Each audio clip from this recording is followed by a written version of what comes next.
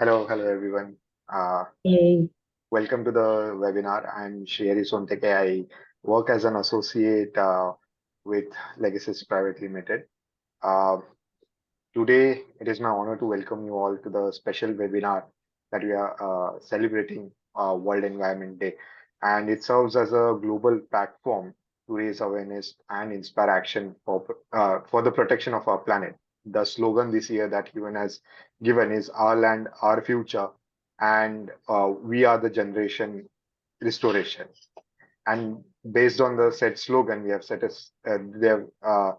theme called land restoration, desertification, and drought resilience. Similarly, the theme for today's seminar or the discussion, I would say, is restoring our land, a generation's call to action. As we celebrate the 51st anniversary of the World Environment Day, it is imperative that we reflect on the current state of our environment and the urgent need to have a collective action to address the pressing issues that we continue to face. Unfortunately, to give you some statistics, unfortunately, over 2 billion hectares of world's land is degraded and it is affecting more than 3 billion people and also threatening vital ecosystems around the globe. For climate change and biodiversity loss to plastic pollution and deforestation, the challenge before us are immense and they demand our immediate attention. Through land restoration, drought resilience, and efforts to combat desertification, we all can significantly contribute to the healthier planet. This event of ours is also listed on United Nations site, and we have a very diversified panel to discuss the theme that we have set for today. So, to briefly introduce to our panelists, we have starting with Dr. Prasad Modak. Dr. Prasad Modak is an esteemed environmental expert with over 4 decades of experience and known for his groundbreaking work in sustainability, environmental management, and policy development. Dr. Modak has worked with almost all key United Nations organizations like the World Bank, UNDP, UNEP, and he has also advised various governments, including the Indian government. More recently, he has drafted National Action Plan on Circular Economy for Niti Aayog, summarizing the actions for India's 11-line ministry. Dr. Modak has published various articles, chapters, books on environmental management, and more specifically on circular economy. Dr. Modak has received various accolades over his span of great career, and he's currently working as the managing director of Environmental Management Center Private Limited and director of eConnect and Knowledge Foundation. He's also a professor in practice at Grantham Institute at the London School of Economics. I welcome Dr. Modak. Now moving on to Dr. Apte. Uh, Sir, I would first like to congratulate you and extend you the warmest regards on behalf of everyone who has joined us today and all the legacies for receiving an honor from MIT University just yesterday. Uh, Dr. Apte, to introduce everyone to Dr. Apte. Dr. Apte is renowned marine biologist and conservationist, known for his dedicated work in marine research, conservation, and environmental education. His expertise and leadership have inspired many to work towards the preservation of our oceans and marine life. His work spans over 3.5 decades, focusing on marine and coastal ecosystems, climate change, and related policies. He was heading one of the world's most respected and scientific institutions, BNHS, which is Bombay Natural History Society, and it has come to be the best known society. He has also discovered 4 biological species which are also, which also bear his name, which we all believe is a great achievement. He is a recipient of prestigious Green Oscar Whitley Award for his work on coral reefs and giant calms, besides many other laurels. Dr. Apte is currently the managing director at the Srushti Conservation Foundation and a member of advisory committee, IA Policy, Ministry of Environment, Forest and Climate Change for India, Government of India. Now we have with us the man himself, Mr. Suhas Tuzapurkar, who is an acclaimed lawyer with an extensive experience spanning over 40 years. And he acts as an independent director and advisor to various companies, governments, trade associations, professional celebrities, like uh, to name a few. His key area of proficiency includes governance, risk assurance, compliance, and ethics, with fusion in information technology. Mr. Suhas Tuzapurkar is often invited by governments and government authorities to provide expertise in drafting several legislations on multiple occasions. And recently, very recently, has also been honored as the Compliance Man of India. So, congratulations to you too, sir. Now, we have with us Mr. Prashant Koke. Sir Prashant Koke is an environmental professional with 36 years of hands-on experience. His expertise spans over obtaining EC consents, permits, and ensuring its compliance, complying with environmental conditions in loan agreements and national and uh, in loan agreements with national and international lenders. Risk assurance and environmental sustainability are also his key area of expertise. He has expertise in environmental management, more particularly in thermal, hydro, and renewable generation, transmission, and distribution segments. Yeah, he is also associated with Mumbai University as a visiting faculty for its postgraduate course on sustainable development and environment management. He's actively involved in various initiatives beyond compliance, like carbon capture using sea water algae, marine studies, hot water recirculation studies for thermal power plants, coals, and handling of Mumbai ports. Presently, he is serving as a director at the Saswat Sustainability Consultancy Limited.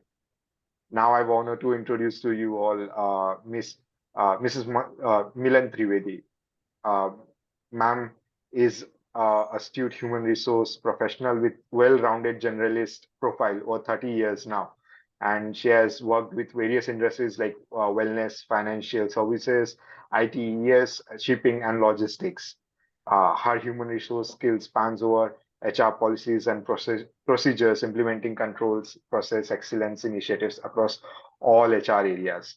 She has previously worked with organizations like Luminor Group, Datamatics, Bakshi, and Employers Federation of India. She is also working as an external member on various POSH committees for reputed organizations, and also associated with various organizations for promotion of gender equality and violence-free society.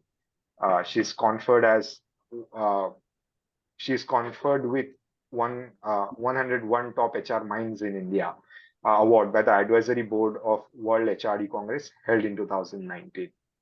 Presently, she is providing HR expertise to various organizations and also independent director to SSCL. And lastly, to introduce you all to the moderator of the session today, Mr. Upendra Paki. Mr. Paki is an experienced professional in environmental management, climate change, safety, occupational health, sustainability, and ESG, with proven track record of 34 years.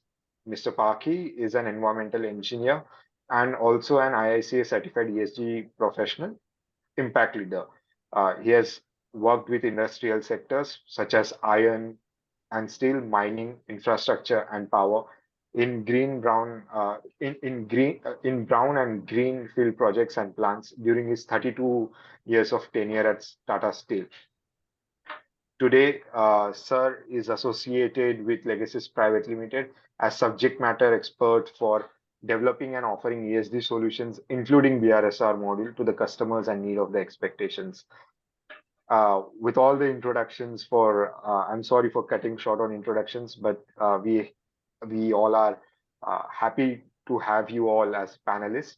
And I hope this webinar serves as a platform for a meaningful dialogue and collaboration that will call for an action towards building a more sustainable and harmonious relationship with nature, on which will have, and the seminar will have a few deliberation points of remediation of contaminated land, lawful perspective of land and ecosystem, and resilience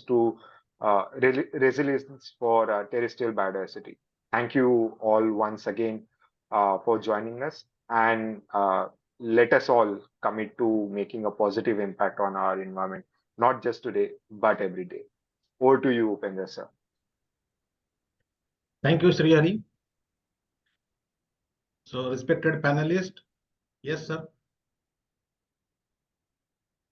Sir, if you permit me, just to kind of make one appeal to the participants today. A very good afternoon and welcome.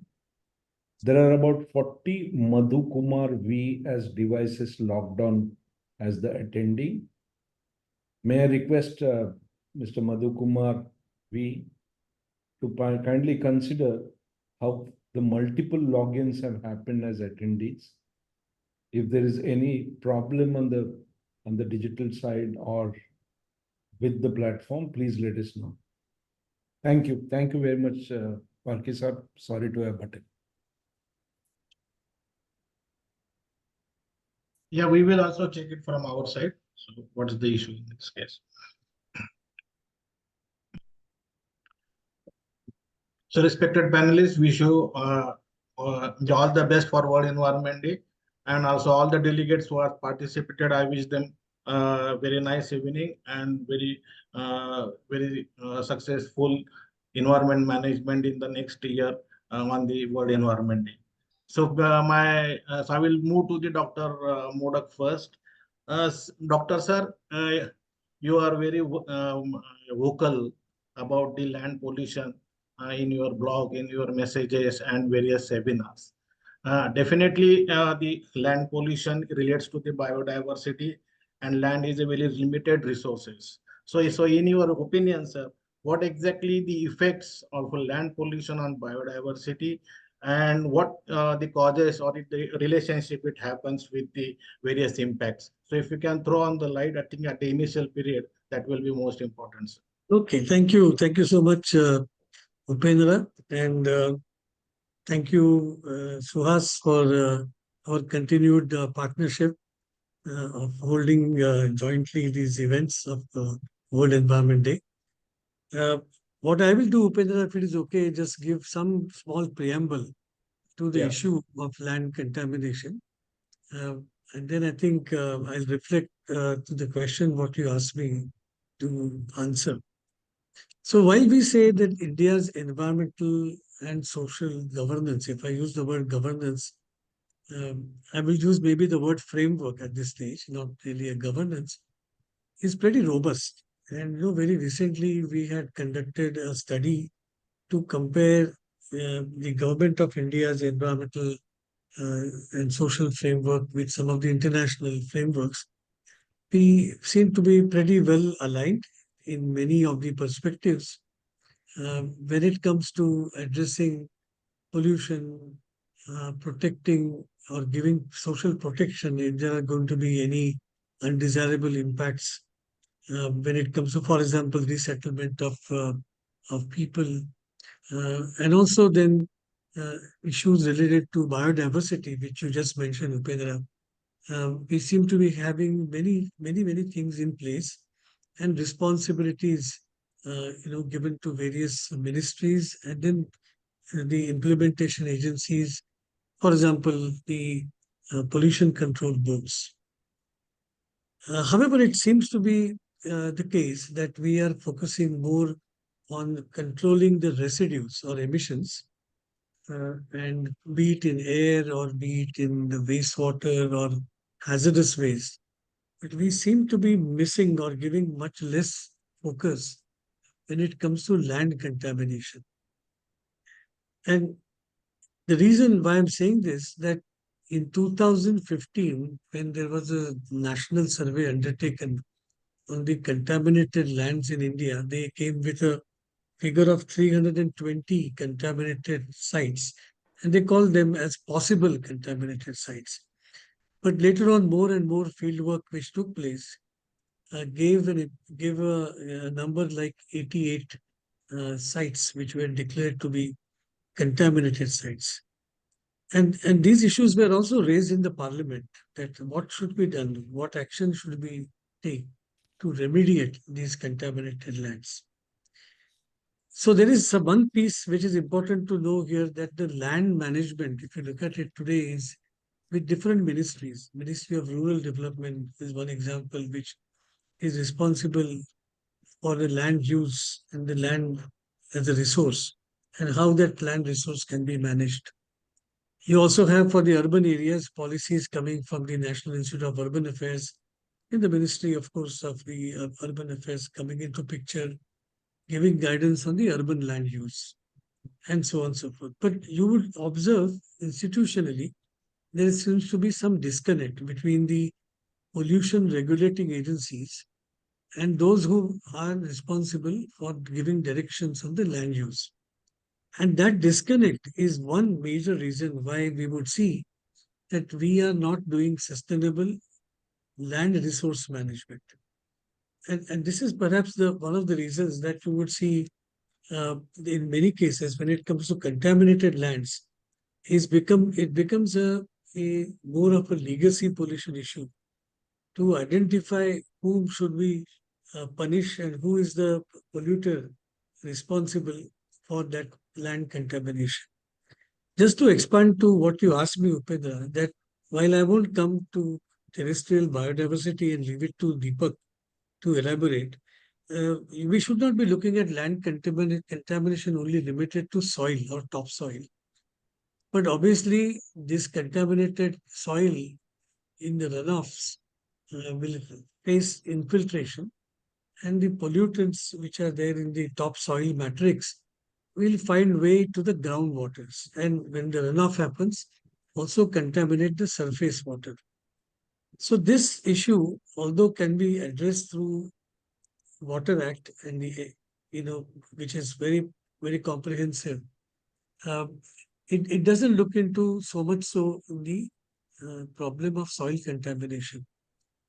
Now, when this happened, I'm just giving a bit of a historical Upendra here, because then if I can set the stage for more questions from you and from the audience, is that there happened to be then an interest, obviously, because of the pressures that there were people and the ecosystems getting impacted due to the land contamination. A project was launched with the partnership with the World Bank, and this project was called the Industrial Waste Management Project and Capacity Building Program for the Pollution Control Boards in this new area of contaminated land. And 2013 was maybe a national survey. 2015 was a year where Central Pollution Control Board came with guidance on how to identify, how to assess, and how do you identify a land or declare contaminated based on certain permissible soil pollutants or contaminants. And this program, CBIP-MP, which was how it was called, then identified 3 contaminated sites, one in Kerala, one in Andhra, and one in West Bengal, to find out what can be the methods, for remediation of this contaminated land. And there was also an interest to set up the remediation standards, basis on which such remediation could be undertaken. So in terms of impacts, Upendra, what we see is not just then limited to groundwater pollution or surface water pollution, obviously the topsoil pollution which can hit the agriculture. But then these contaminants found their way of bioaccumulation even in the crops. And I think more and more attention came when exports from agriculture, such as say rice, where the EU came with very stringent standards, these consignments got returned. And when that started happening, it got a big economic hit. And the attention came that, how do you arrest this kind of a situation? So to close on your question then, Upendra, that the impacts are not just therefore pollution point of view, affecting our ecosystems, but also can throw a big challenge from economic perspective, and also affecting the farmers who are dependent on the income of exporting their rice and wheat And we have umpteen cases of that category. Back to you, Upendra. Thank you, sir. Thank you for your clarification on that aspect, and I think is very vital for understanding in overall issues. But before I come to your next question, so I would like to have our panelists also the initial comments based on the background which you have given. So I request Dr. Apte to have a initial comments. Then subsequently, I request Suhas sir and then Prashant sir for having their comments. Should I upload my quick small presentation? I think, sir, we will come to that, your Okay, presentation. later. Okay. Just an opening remark based on yeah, this, I think. I mean, this certainly is a huge issue, degradation of lands, and I usually look at it in slightly different perspective. We many a times, for example, this aggressive afforestation, which we consider as one of the mitigation strategy for climate, I consider it also a type of land degradation. If you do a plantation in a wrong place, then certainly it leads to degradation of natural habitats. And therefore, some of the ideas that's currently being explored, like greening of Sahara Desert, for example. Now, for me, it's a complete degradation of desert ecosystem, converting into a completely different ecosystem of a different sort. Therefore, we have to be very careful understanding what degradation stands for. Pollution, of course, is a very separate issue, and that's typically human, driven issue. But degradation happens at two levels. One is a human-induced degradation, and one which happens naturally because of the oscillations of Earth. As you know, it's an oscillating system. And I'll speak about that quickly in my presentation through 7-8 slides.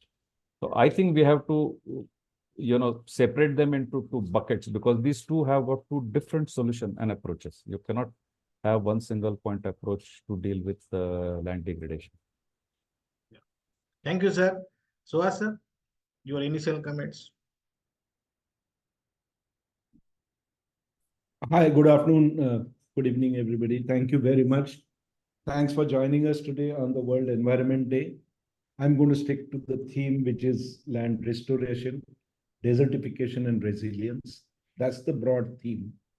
And actually, the slogan seems to suggest a very interesting paradigm here.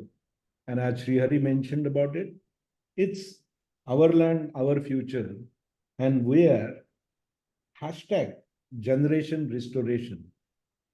Okay, that's the slogan given World Environment Day 2024. So while wishing everybody a very happy World Environment Day, I would like to open up by saying, so does the theme and the slogan today recognize the fact that there is a degeneration that has happened, and there is a dire need today, which is the future generation or this generation, to actually look at restoration back. We all understand fundamentally, we are all fiduciaries in this world when it comes to environment. We have inherited the environment from our forefathers, and we're going to pass that on. So during the course of our lifespan as fiduciaries, we need to be responsible, whether you are an individual or a corporate. I think being responsible as fiduciary is fundamentally whatever we do. And therefore, again, coming back to the theme and the slogan today, the focus on restoration, the focus on land restoration, land desertification, and land resilience, actually, therefore, what we understood traditionally as environment right from Bhopal gas tragedy onwards is that, yes, there are contaminants, there is air, there is water, there is environment largely to be protected through Environment Protection Act, Air Act, Water Act. Where is the Land Act? I don't think there is any legislation today that will look at land. We talk about underwater and underground pollution and contamination resulting into degradation of the land areas. We need to really look at what our objectives are on the development, and then marry it together to say that where are we going to get that kind of land, whether it is non-conventional energy generating units or conventional energy generating units, whether it is manufacturing facility or whether it is large commercial establishment and commerce centers that are being talked about, or that are being planned and developed. I think where's the land going to come back? And how does the land come back and get restored so as to create the balance of the environment, so that we as fiduciaries are in true sense, giving back to the next generation what we inherited and probably in much better form and manner. So I think let's discuss through the webinar and come back on this. But thank you very much, Upendra ji, and thanks to all the panel members. Thanks to the attendees and audience. Thank you, sir. Thank you for raising very valid points. We'll come to that points again. So I will move to the Prashant, sir. So your industrial experience and so what you want to say today during this webinar as the initial comments. Well, thank you for inviting me, and thank you to all the participants for joining as well. Well, I would just say one thing. All our industries are very competent and inclined to comply to the extent possible. So we always look at the framework, like Suhas said, we need to have a framework to comply with. And fortunately, now we are moving away from the compliance mode to a more resilient mode of being sustainable. And that's the good change, and that's where land contamination will actually be and can be addressed. So that's the change which is good for the environment, which is going to be helping us. Now, where does this happen? See, since there is no law, I mean, your discharges are restricted and compared with the legal provisions. And then, sometimes there are escape routes which are taken, and, you degrade something knowingly or unknowingly. Now, that's something which we need to be conscious about and address. Now, this is what we need to do for that. First, we have to have a status assessment. Where do I stand? Then second thing is cognizance of this fact that whenever there is a land use change, you are affecting something. And if you want to exit that particular place after doing whatever industrial setup you are going to be doing over the years, then you need to know that status so that you can at least have something related to restoration. So before and after situation, you have to be very aware of.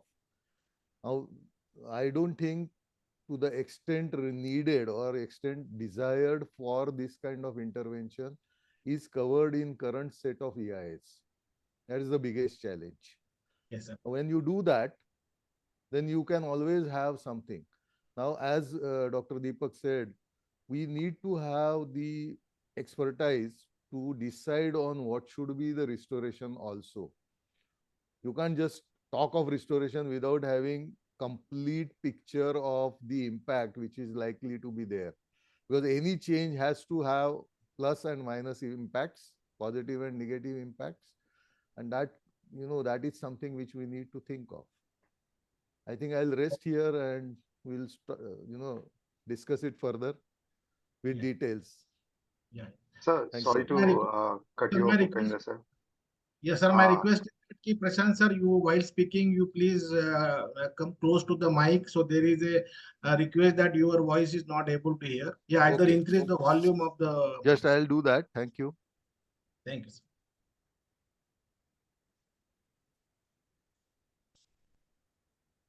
So quickly, Milan madam, so I request to have your initial comments based on your other side of the table as a human resource and also working for the NGOs. So what you would like to say about the land restoration? Yeah, it is normal for the land masses to become contaminated over a period of time through natural geological processes and through human intervention like agricultural and infrastructural work. Land redemption aims to restore land to an acceptable condition by resolving and treating problems caused by contamination in soil and water. The 2030 Agenda for Sustainable Development, adopted by all United Nations members in 2015, created 17 World Sustainable Development Goals, SDG 15 aims at protecting, restoring, and promoting sustainable use of land, use of terrestrial ecosystem, sustainable management of forests, combating desertification, and halting and reversing land degradation, and halting and reversing biodiversity loss. So there are three concurrent actions that need to be taken here: avoiding new land degeneration through maintaining existing healthy land, reducing existing land degradation by adopting sustainable land management practices, and taking efforts to restore and return degraded land to the natural and more productive state. Environmental education and legislation grew out of grassroots movement that was generally regarded as counter culture. So the NGOs raise awareness of the people on issues relevant to soil erosion, land degradation, loss of biodiversity, and their economic and ethical consequences. They create pressure on the government institutions and business enterprises to set up protected area facilities, end deforestation, and fight against poaching and wildlife crime. So basically, through innovation, cultural preservation, and indigenous knowledge, and filling gaps in the government action, the NGOs facilitate and provide advice as well as mass movement support to the government and other institutions. Yeah. Thank you. Okay. Thank you for having me at this webinar, Mr. Tulsapurkar, Mr. Parki, and a very happy World Environment Day to all of you. Thank you. Thank you, madam. I think your point is very important. And as a corporate sector, the help from the NGOs or the nearby stakeholders is very crucial. So I will come back to you once again. But I will again move to the Dr. Prasad sir. Actually, he also has to move out of the panel for some 15-20 minutes for World Bank meeting. Prasad sir, now you heard the comments from the various panelists, and the issue is of the land. And the government has done a lot of policies or changes. Technology development has happened. So really, what is the situation from the technology the point of view, or the research point of view for the land restoration, which corporates can attend or they can adopt it either way? Sir, you are on mute, sir. Yeah, I'm audible now? Yes, sir. Yeah. So it's interesting that land asset, I'm using the word asset at the moment. Yeah. Many years ago, corporates realized that if not managed, or if contaminated lands is not, let's say, brought attention to and remediated, this so-called asset can become a liability. And this was a period of 70s and 80s in Europe and more in the United States, where the corporates and the lenders to the corporates both realized that contaminated lands can become a huge liability. Now, that led to setting up a super fund in the United States, as an example. And then the contaminated lands, how they have to be assessed and how they have to be remedified. This era came about. Literally, another next 20 years, all the consultants, the government, the corporates were busy to address their past sins. I still remember that kind of a movement or understanding has not yet come in our country, where we talk about contaminated lands uh, as a liability and reflect the asset otherwise as actually a liability to the corporate. I remember this is something Suhas, I worked once for the Divestiture Commission, and we were looking at in a divestiture of some of the public sector companies. One of them I remember in Uttar Pradesh had an excellent balance sheet, doing very well financially. But then when we looked at the land, and we found that they had dumped their wastewater and hazardous waste for years into the bore wells, which had contaminated both the topsoil as well as the aquifer. The entire balance sheet went topsy-turvy because the liability in financial terms was very high. I do see, Upendra, today that many corporates, I would say more multinational, are getting more and more sensitive about such liabilities as mergers and acquisitions are taking place. So there is a site assessment as a standard process which is followed. We don't have yet in our legislation, although we do have guidelines published by the Central Pollution Control Board. But then the technologies to be tested here on remediation, we haven't really done much work to come up with a technology guidance basis of practice. Currently, what we find is topsoil removal or extracting the groundwater, pumping it out, and then remediate. These are very expensive options, but you also see emergence of phytotechnology or biotechnology coming up significantly to remediate contaminated lands. And this discussion, although has been happening in spurts, it's very important. For example, I still remember a case of an electroplaters complex in Madurai who had contaminated their topsoil significantly and asked for help in remediation. Relocation was considered as an option, and contamination, the cost of decontamination was brought into the overall cost matrix, which the industries had to pay. There is a very important element, Upendra, I want to raise here, that we do have a requirement of a consent to establish and a consent to operate, but there is no consent to close an industry. So you would find many contaminated lands and sites, even in industrial development corporations in these states, because there is no going back to the regulator, environmental regulator, that can I close?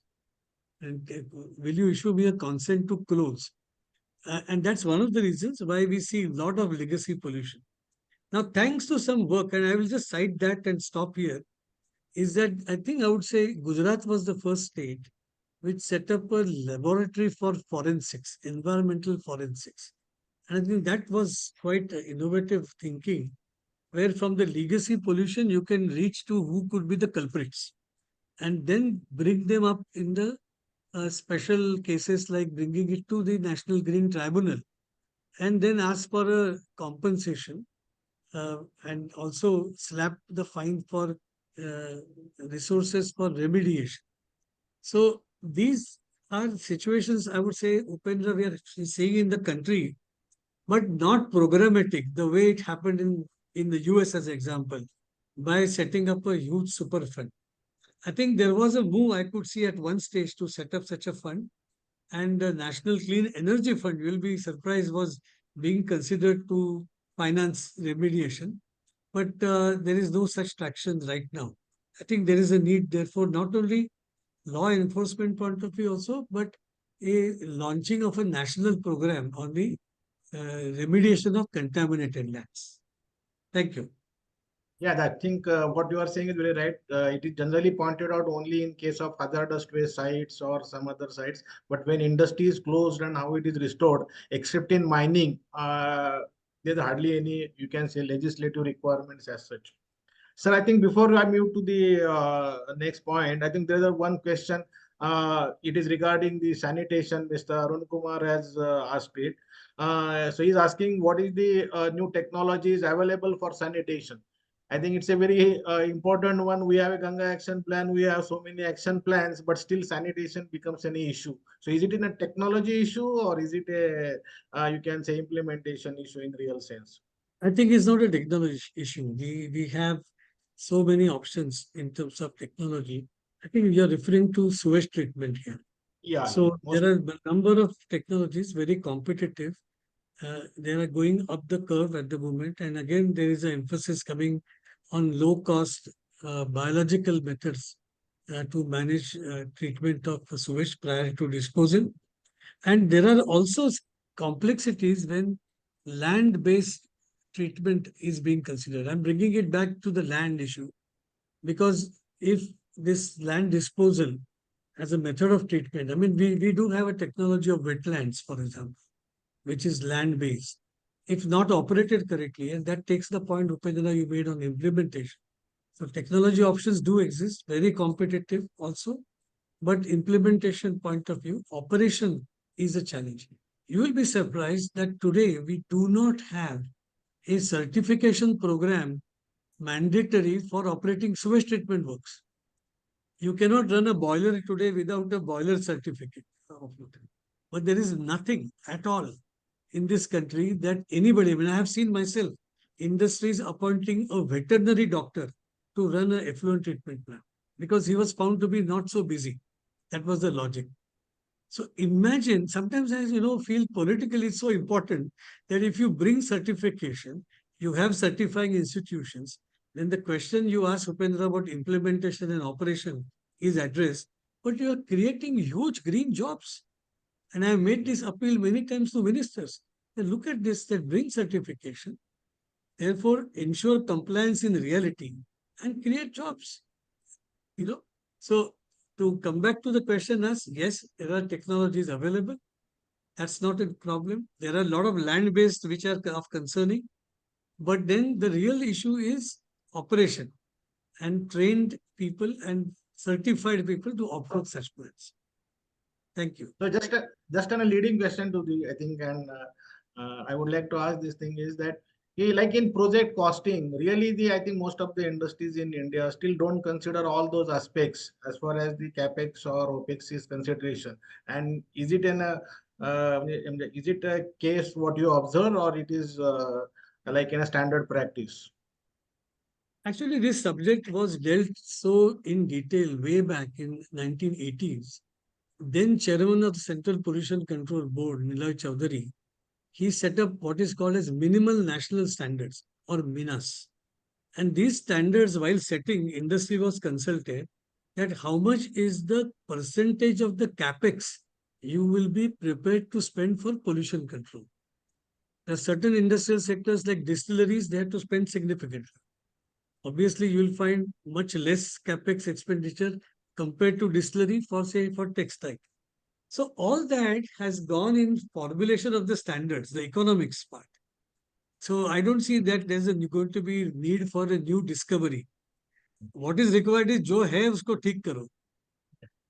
पहले there is no need for further research.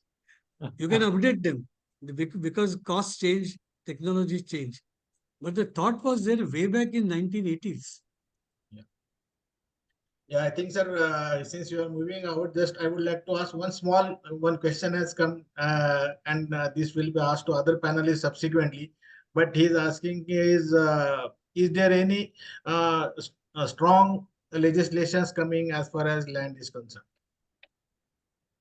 I can only tell you about land contamination because there is a land degradation is another issue.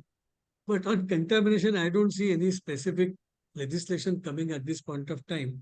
The reason I'll tell you because we yet don't have remediation standards. Acceptable risk-based standards is what we still don't have. Only then legislation can be brought out because we don't have standards. How can you bring in the law, right? Yep. So we still need that. Thank you. Yeah. Thank you, sir. Thank you. So, so before going to Deepak, sir, Prashant sir, you want to have this just some quick information as far as the project cost for all those land and other related issues considered in the project management? Yes, one thing, when it is a greenfield project, we always have this kind of, built-in facilitation of pollution control equipments, and many a times soil remediation is also included in it.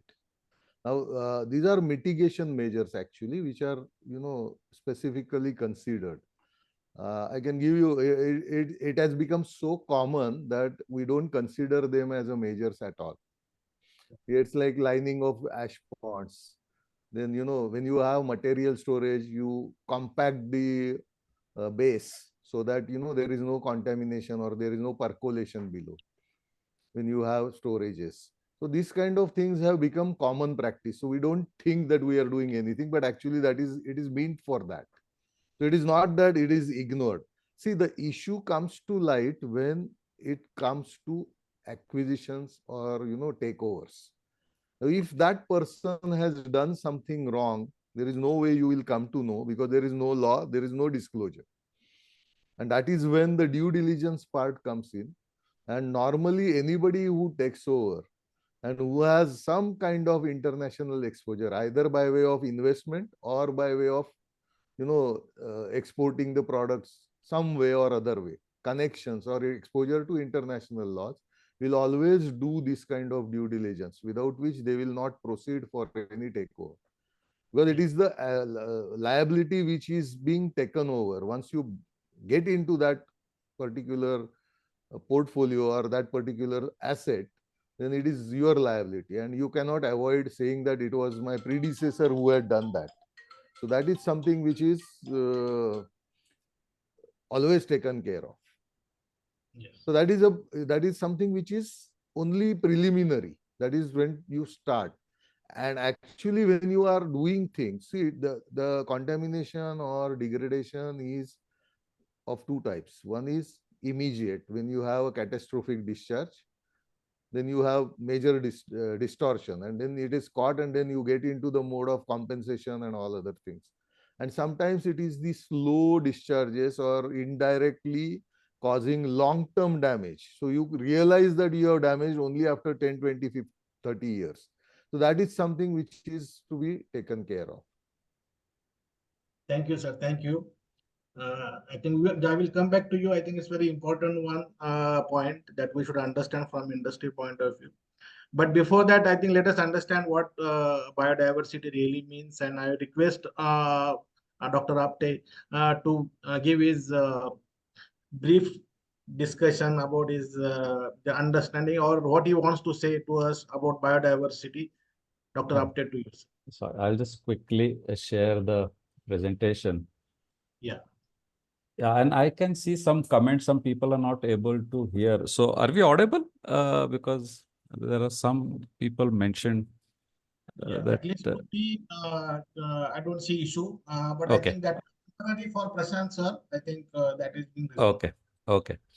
All right. I'm going to give slightly a different perspective, different take on this whole debate of land degradation vis-a-vis changing climate. Before I go to that, I think we need to first understand what we are talking about in terms of the larger processes that happens on the planet Earth.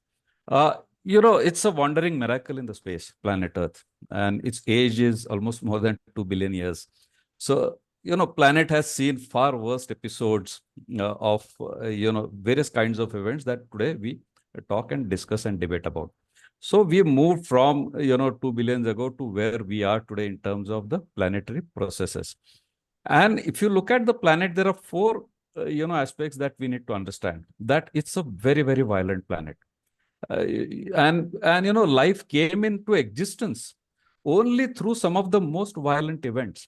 So if we try to, convince ourselves saying that human beings are kind of putting extreme stress on life on Earth, I don't think that's a right narrative and right perspective, because life itself evolved through some of the most violent events in the history of evolution of Earth. Secondly, it's a changing planet. It's not a static system. It always has been changing. It has, since 2 billion years, it has evolved to various phases of life forms on the planet Earth. We are just a small segment in 2 billion years of history of planet Earth. So we need to understand today what we today see as lands and habitats and ecosystem will not be there 10,000 years down the line. They were not there 10,000 years before. For example, coral reefs, the image you see here, coral reef came into existence only about 2,000 years ago. They were not there prior to that. This is a completely new ecosystem, and that happens because of various processes that creates different ecosystems and structures as a land forms and the ocean forms, considering the very long history of planet Earth. It's also a very crowded planet. We only considered, human beings and imagine we have several trillion individuals that roam the planet Earth, whether it's in water, whether it's in land, or whether it's in air. How do we manage waste created by all these? Every single life form create waste. So waste management in a natural context, it gets recycled in nature very, very rapidly.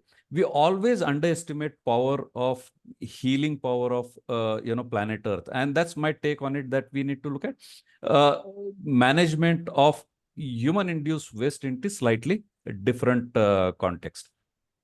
And it's a connected planet. So today, we cannot talk about restoration of lands or degradation of lands in isolation. We are all connected, not just by people, we are connected in terms of our wildlife. Now, birds move from point A from, for example, India, they go all the way up to Arctic Russia for breeding. So even if you do great amount of land restoration in India, and if you continue to degrade our lands in Russia breeding grounds, the birds will not have space in terms of that moment. So land restoration, we have to look at in a very connected fashion. So is the ocean. Oceans are also connected. Like Leatherback, for example, moved to almost 20,000 kilometers every year back and forth to its nesting ground from Caribbean to Atlantic. And therefore, degradation of land has to be looked into this connected context. If we have to protect, for example, leatherback turtles, we cannot protect leatherback turtles unless you protect its nesting areas up into Atlantic. And therefore, this whole approach and idea of restoration is looked into very, very, what we'll call it as a narrow narrative when it comes to biodiversity. I am not speaking about agriculture and those aspects. That's not my core area of expertise. But biodiversity point of view, our understanding of restoration is very, very rudimentary. Our management is very, very rudimentary. Earth has already seen extinctions. And why I want to make this point very clear is because I'm going to lead this discussion to a very different narrative. Earth has seen 5 major extinctions in its history of 2 billion years. We are currently on a 6th phase of extinction. Out of 6, 5 extinctions are directly or indirectly happened because of climate change. So climate change is not new to Earth.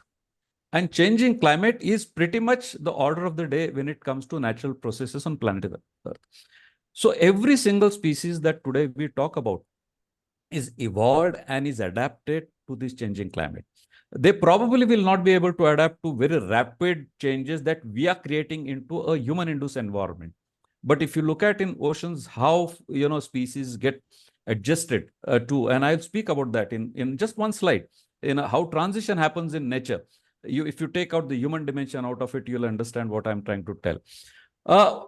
Is adaptation new to humans? I don't think it's new to humans. Pre-human era, we have been, moving with changing climate. That's how human dispersed all across the corners of the globe. So we are known for adaptation. It's not something that, we need to be taught. I think it's a part of our DNA. And you'll see in every day-to-day life that we are adapting ourselves to various different forms of, aspect that influence us. But it's a bottom line that if you have to survive, you have to adapt.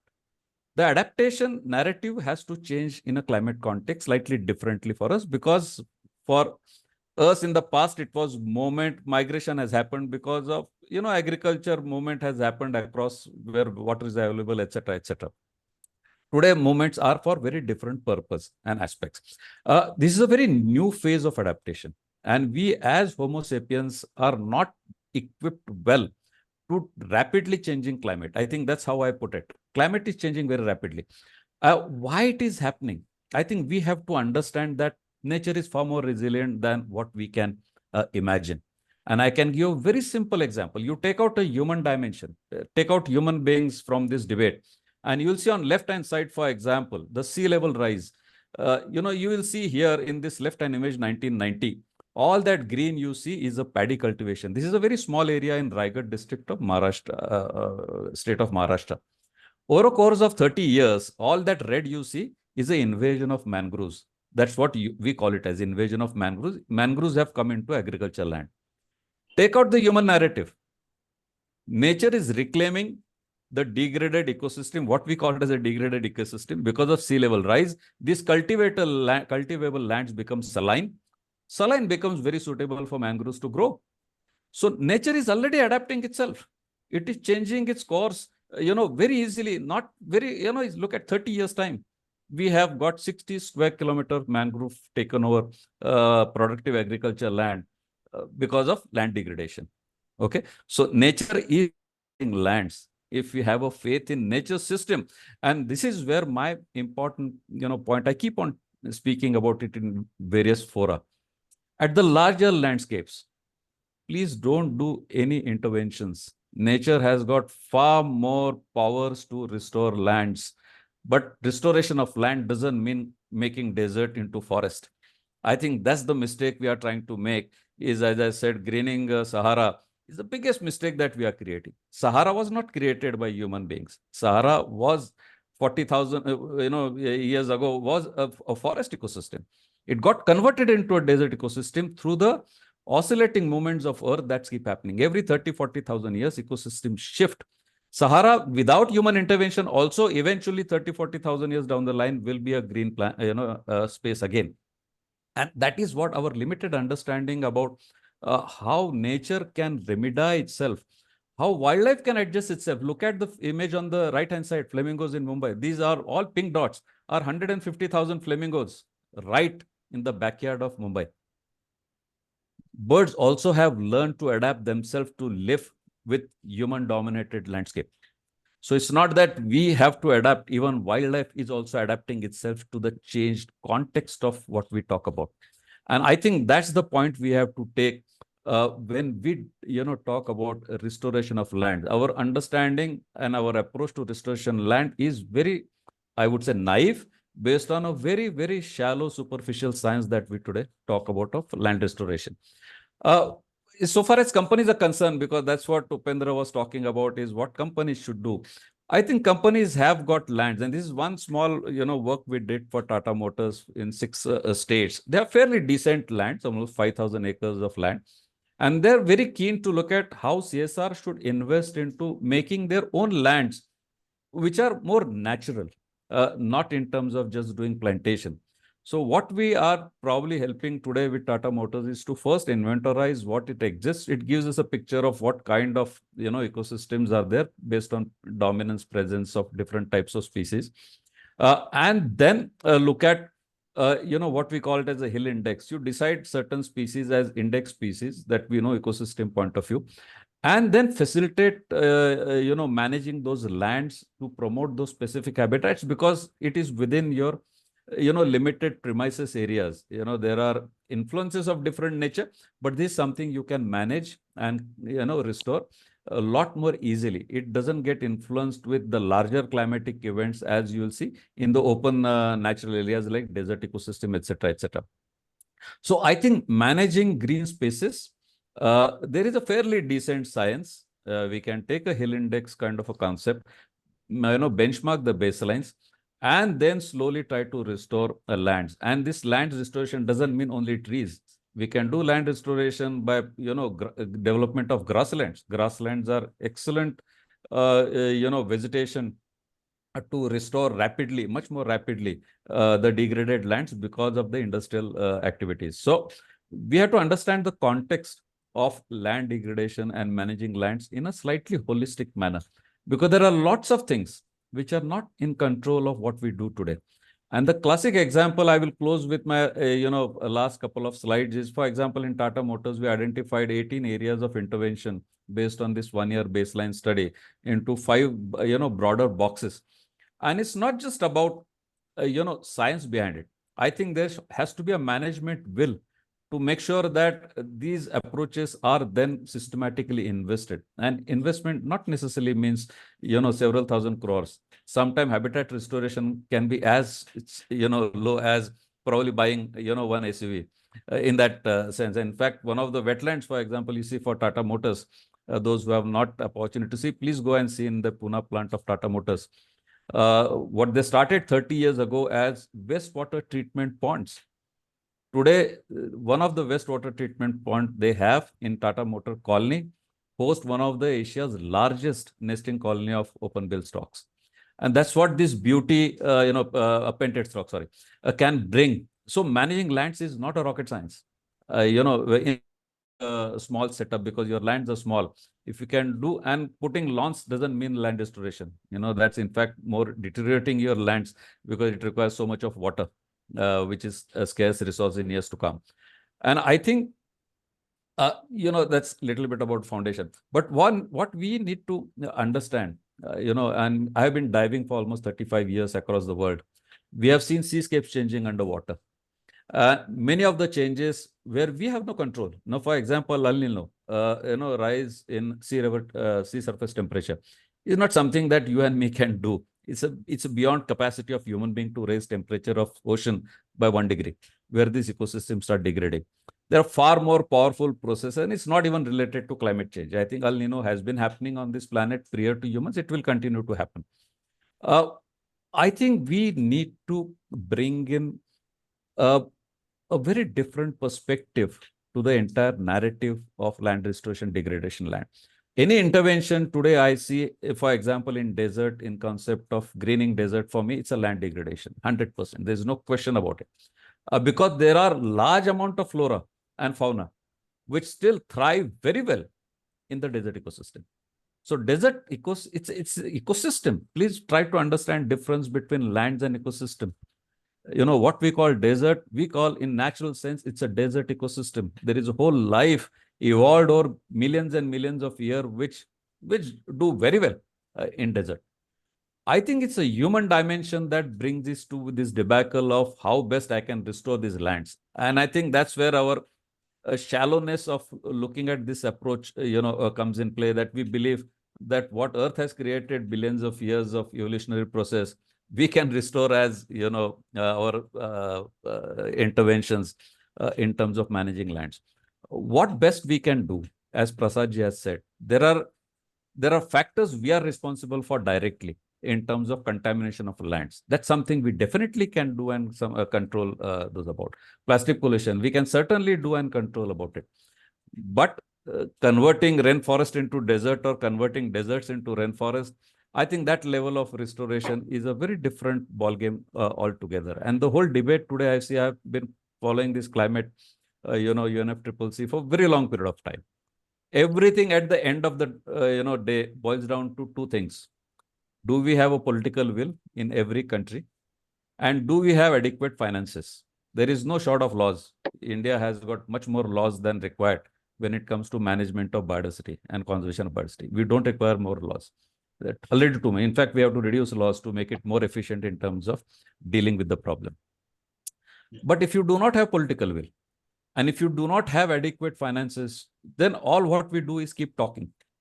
For last 27 years, UNFCCC, we are only talking about reducing, carbon to, should not go 1.5. I can give whole, separate lecture on this whole debate of it.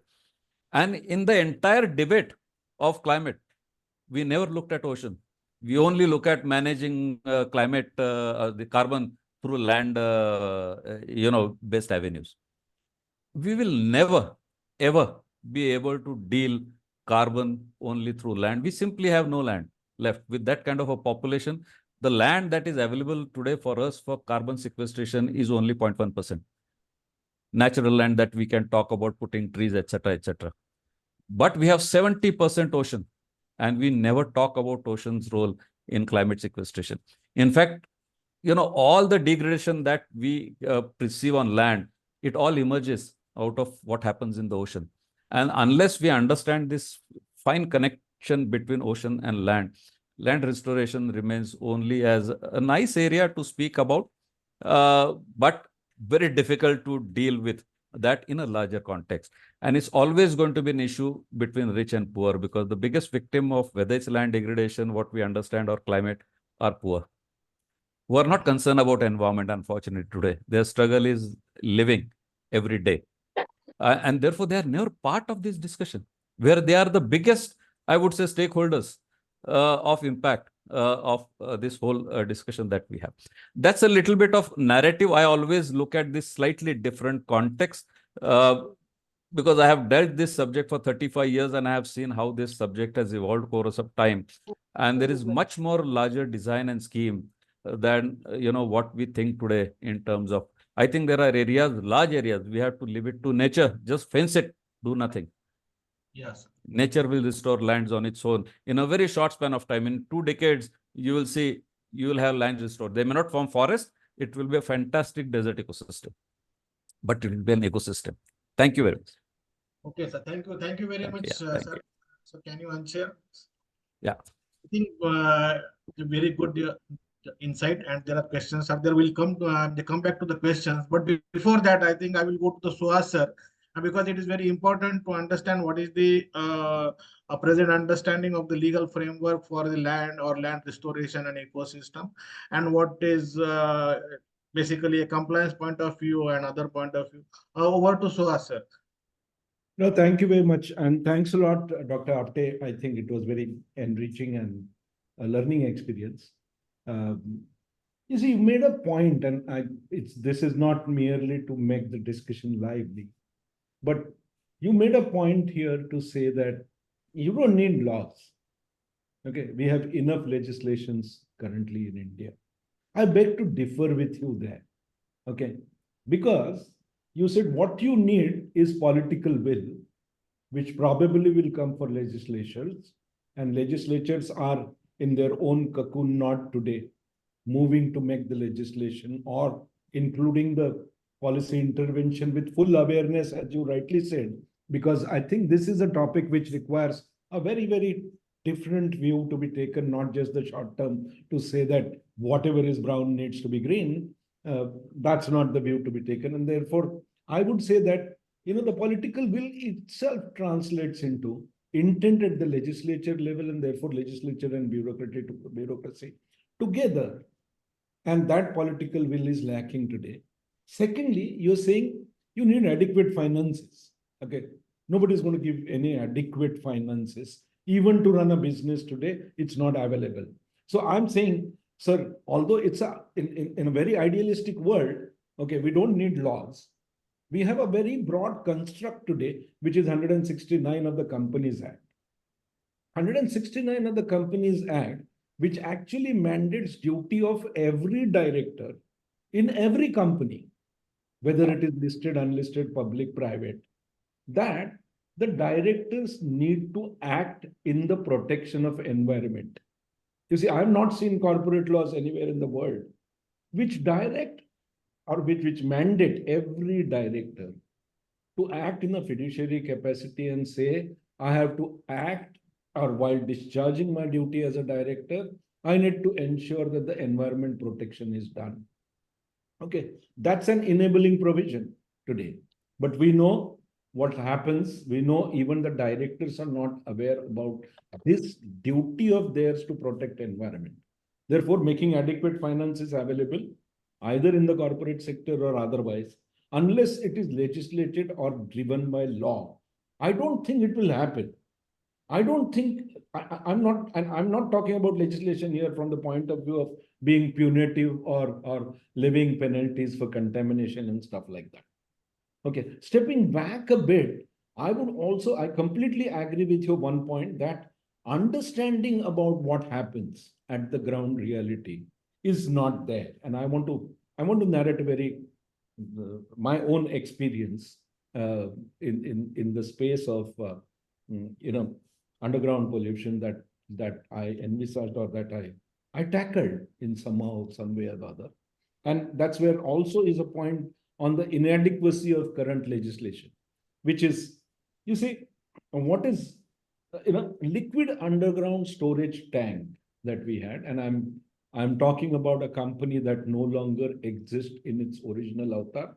This is Dabhol Power Company, Enron in India, famous, infamous, for whatever reasons that is there, had 32,000 metric ton of storage of naphtha. It was a huge tank, and I don't know, younger generation may not know this, but my generation probably knows. When the Dabhol controversy broke open, one of the sites or one of the pictures on the front page of Times of India national newspapers was actually a huge dome of bubble created for doing construction within when there was heavy monsoons on the Dabhol site itself. And one of the landmarks was this naphtha storage tank, a huge 32,000 metric ton naphtha storage tank. And during its construction itself, or while the first testing happened, quote unquote, unknown quantities of naphtha leaked from the tank. Now, nobody knew for sure what was the quantity. So unknown quantity of of naphtha leaked. Okay, MPCB issued a show cause notice. We looked at what is the law governing. Okay, and what were the consequences? As all of us know, it's hazardous liquid, it's fuel, so to speak. So it not only kind of leaves carcinogen, it affects the groundwater across. The groundwater gets polluted. It affects the land across. The land gets contaminated or degraded, so to speak. The crops are not fine. There are genetic deformities if you eat those vegetables and those crops are consumed. So it has a multiple consequences. When MPCB gave the notice, it was only talked about water pollution because the only concern about water pollution. And whatever were the remedial actions mentioned there under the Water Act and the rules, we actually undertook that at Enron, and Enron kind of did much more than what was required under the law to do. So they took the remedial measures. They actually increased the plantations around, although not obligated, they did various things to remedy the situation. My point here is that there is an irreversible change that has happened because of this naphtha leak. And we don't know how much quantity has been leaked. What will be the duration of its effect? We had Golder, one of the largest kind of or the smartest agency during that period, Australian agency that did the studies and analysis of what happened. All I'm trying to say here is that how does this kind of a situation, or maybe it was just an accidental leak, but it was an accidental leak by a corporate entity of unknown quantity of naphtha and fuel going out there and actually creating a havoc. Now, I don't think there was enough legislation to cover this up. The issue, therefore, is, sir, and I completely take your point. I mean, if Tata Motors can today look at this issue on a very sustainable and long-term process issue, and Dr. Modak alluded to saying that there is no law relating to destruction. I mean, although hazardous waste material disposal rules, etc., have come in today, but the infrastructure and therefore underlying land, how do I look at that being restored from a circular economy perspective is not there currently. And I don't think it, I'm not even remotely suggesting that large part of this needs to be legislated, because we see what happens with the legislation. Unless there is backed up by an enforcement, unless there is backed in by judicial activism plus judiciary proactively taking up the issues. Sorry, in Indian context, we have realized having merely legislation is a clear no-no. Having said that, therefore, coming back to the topic is to say that our land and we are generation restoration. What is it that we need to do? We, as in here, I am saying at an individual level, how am I responsible? Okay, there are certain laws that will facilitate you to be responsible. At the corporate level, yes, being responsible is one of the fundamental issues that's coming up through ESG, whether it is adopting green chemistry, whether it is adopting circular economy principles, because both of them, they do make sense economically for any given corporate entity. And therefore, adopting these principles, fundamentals, and action plans very clearly laid down would be one of the things as way forward for being responsible. So ESG, if it is taken in serious kind of a connotation and in a very, very serious manner, could probably make Indian corporates more responsible and take a long-term view on sustainability rather than a short-term view. You see, yes, laws will facilitate. Sir, I'm not suggesting that the laws is an end unto itself, but it's a facilitation. Otherwise, if you don't make 2% mandatory CSR spend, nobody was going to spend. Okay, so the legislation needs to facilitate it, but I don't think that needs to be short term. I don't think that needs to just follow and follow what the other countries are doing it. I mean, UNEP, CCC, etc. I think we've all failed in all those objectives. And I will come back to Mr. Azharuddin on his question in chat box on what's happening there in terms of how are we monitoring our obligations, etc. But that's That's my personal view, sir. Yeah, no, Suhaji, sorry. If I have conveyed it in, I was only speaking about biodiversity part of it because I am no pollution expert. I have no idea about legislation on that part. Biodiversity part of you, I think we have more than adequate legislation. And in fact, this legislation is creating more problem in terms of, and I can speak about that very separately. And also, I'm not saying it requires a lot of money. Most of the outcomes of this UNFCCC at the end of the day talks about two things: political will and whether we have adequate finances. As I said in my presentation, you leave, these large lands to nature. Nature will recover it at no cost. But we And will intervene. I think I'm being sarcastic here, cynical as a lawyer. We will intervene, and we yeah, will intervene in a very, very wrong manner. yeah, That's human race. absolutely, Absolutely. absolutely. So, yeah, that's my limited point, sir. Sorry, But so your suggestion, no, it's suggestion well taken. I think pollution is very different ball game altogether. You and Prasad, I think, and Prashant has dealt with it more than me. So I cannot comment on that part. I'm looking back again to say that while pollution, etc., could be punitive, I'm saying for restoration today, Yeah. including, let's say, if there is irreversible damage to the land that's happening because of infrastructure project, compensatory afforestation and the like, I don't think it's sufficient enough in Indian context. Not that it's being implemented correctly. You take large road projects or any of these kind of projects, which are infrastructure project where there is non-recourse funding and therefore it's only available on the infrastructure underlying land that you're acquiring. So it's the different issues here, but I don't think anybody has looked at it from a very long-term perspective to look at sustainability. And that's probably why on the SDG goals, I don't think we're anywhere near in 2030. I don't see that happening in next 6 years, but that's my personal view, not Legacy's view. I must say, put that caveat as a lawyer. But over to you, Upendra ji and Prashant. yeah, but sir, I think very interesting. You can say the debate or the logic you have put it. But I have one small doubt, yes, because if you see in last 4 or 5 years, the punitive actions against the laws are being reduced, and in a way we are saying there is no regulation with respect to land, and the environmental compensation is brought in instead of the punishment. So does it helping in a corporate level?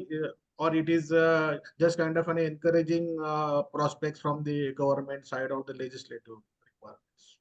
No, I beg to differ with you there that the punitive actions are reduced. In fact, I think punitive damages that are being adopted are penalizing the pollutants, etc., are all consequential elements for you to be responsible. I'm going to the more fundamental issue. I'm saying, forget the punitive action. That's post damage being done. Okay, to the extent that NGT is known to, invoke PMLA laws for environment violations. So to that effect, I'm saying that's a different ballgame altogether.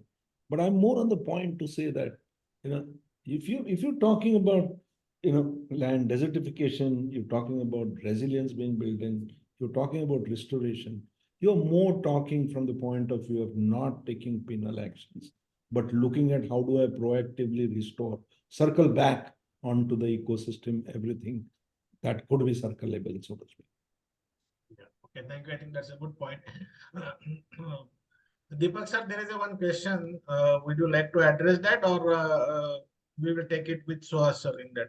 No net loss to biodiversity. Upendra, I will take that. Yeah, I think it's Prashant's area rather than mine. Okay, I'll do that, and I'll just bridge the thoughts of Suhas and Deepak both, because I am the user of all the facilities. Let me tell you, experts like Deepak come in very handy to us when we take actions without any law forcing us to do the same. Deepak, you know very well, we have worked together for many things. And one of the key concerns which we had discussed was that if the Mumbai sewage treatment plant starts operating, we will not have flamingos in our backyard. And it will be blamed on the industry because of you have created this havoc. So this was a very serious thought, because the feeding ground what Deepak showed in his presentation is created by untreated sewage, which creates the feeding, the algae which grow is because of that. And warm water released by By thermal the power thermal plant and power plant. So refineries. it is the ecosystem, new ecosystem which is developed and which is giving us these, herds of flamingos. And those who cannot fly, if they are bred later, they just stay there for the year. Those who cannot travel long distance because of the strength which they have not developed, they will stay there for the year long. Now that is something which is, something which calls for a study, which people like Deepak and his dedicated team do.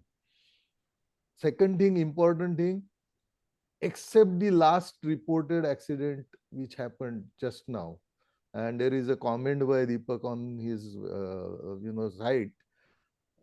There is no bird hit observed for so long in 40 years of existence. I mean, Trombay is existing from 1956, Trombay Thermal Power Station. The bridge construction was going on for almost 5 years. And there was nothing that happened. They could manage without, hitting anything. There were no accidents.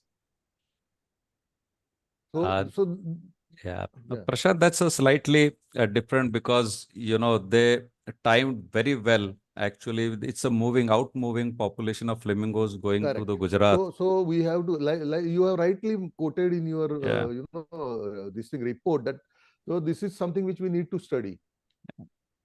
So that is right. So now that is something which is needed. Now to answer Azharuddin's question about no net loss, let me tell you something.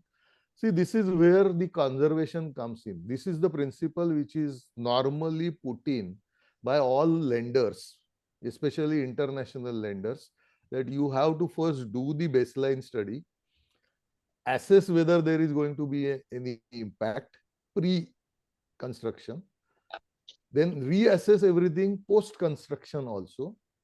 And then if there is a loss, then you have to start acting along with your project, that you have to have no net loss. Now, sometimes these principles are very tricky. Now, when we discuss this, I had a project in Georgia where there are certain tree species which grow in certain height and certain climatic condition, low temperature. Now, the restoration of these, when you are having a dam and hydro station built, we has to have some other area with suitable climate. So whether it is allowed or not was the question. So it was allowed. Now here comes the point which was raised by Deepak, whether we are doing the right thing or wrong thing. You have to assess that. Otherwise, that no net loss can cause more harm than positive benefit towards environment. Now, let me answer the other part of your question, that is 40, 50 years. If you can get hold of the data of what was the biodiversity spread in the area, and if you can do something, if you observe something that something is getting adversely affected, then yes, you can, take on those kind of projects. And I'll give you the example. Everybody might be aware of the Lonavala Vadavan Dam area. So this dam was constructed about 100 years back. And this particular part was this river, which was Indrayani River, which was, contained with a dam, was the breeding ground of Deccan mahseer, fish species, sweetwater fish species, which was actually declared, close to extinction, IUCN Red List part. And we have been doing, and of course, with the participation of multiple authorities, like government authorities also, we did it as a natural breeding where we actually, captured the species inside the dam, brought them out in a pond within our premises, bred them there and started putting them back into the dam again. Now that, once that happened and we had sufficient numbers, we started breeding them and giving the Deccan mahseer fingerlings to all over the country, free of cost. So now this particular species has come out of IUCN Red List. This is an extension which we actually, it was an extensive effort for a long period, about 20 years.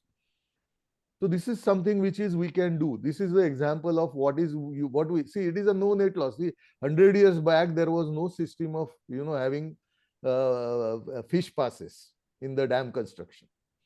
Today, if you go, you have to have one. So you can't do without a fish pass. You can't have a dam without a fish pass. So this is something which was done. See, instead of creating something odd, what we did is we created a breeding ground. And once that was successful, we did the same thing by bringing in broods from the Himalayan mahasir also, the golden mahasir, and send them back to northern areas in their original habitat. And this was a joint project between Tata Motors and Tata Power. They used to take this fish and give it to the local fishermen to put in the small ponds, so that when they grow, it is a very fleshy fish, tasty fish which is eaten. So it's something which has a multi-dimensional effect. You have biodiversity, you have consumptive capacity also. It creates both opportunity for income as well as good food for people around.